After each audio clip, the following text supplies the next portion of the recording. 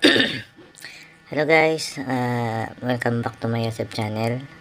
Ngayon tuturo ko sa inyo sa dalawa nito kung alin yung malakas gamitin, kung alin yung mas tipid gamitin sa load. Okay, yan ang gamit ko ay CTA F50. Ang load nyan is Ali 5J599.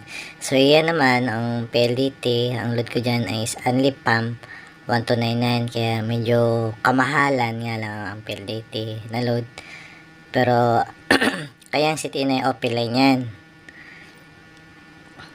Pwede ang globe dyan dito kahit ano, same. Dito naman sa PLDT ay nakalock lang yan sa smart.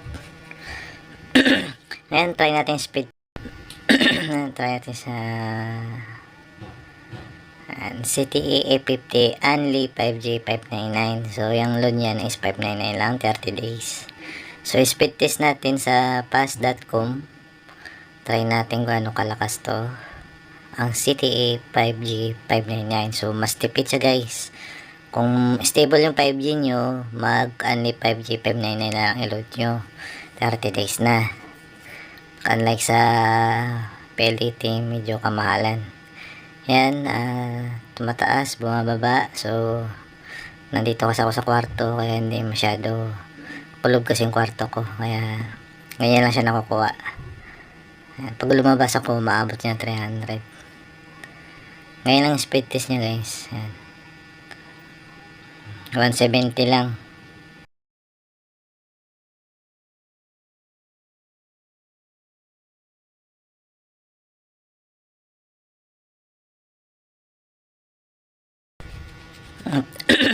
Try naman natin ng PLDT 15538 ito guys. Yan yung wifi name niya. So try natin, ang load nito is Only Pumps 1299. So medyo halos doble price ang load ng ng PLDT kaysa sa CTA F50. So mas okay naman to sa modem na PLDT, hindi sa stable siya. Medyo mahina sa pass.com. Try natin ilipat sa sa pass.com, ay sa speed test na apps.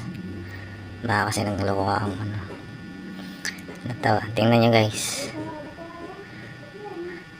Yan, kaya kung balak nyo madaming user na gagamit sa wifi nyo, mas okay na mag PLDT na lang gamitin nyo kaysa sa CTA F50. Kasi ang CTA F50 kapag mag-init na, nagluloko, kailangan may fan. So itong PLDT okay na siya, no need na fan. Ang ganyan kalakas ang Only Pump 1299. Yan lang guys, thank you, sana may natutunan.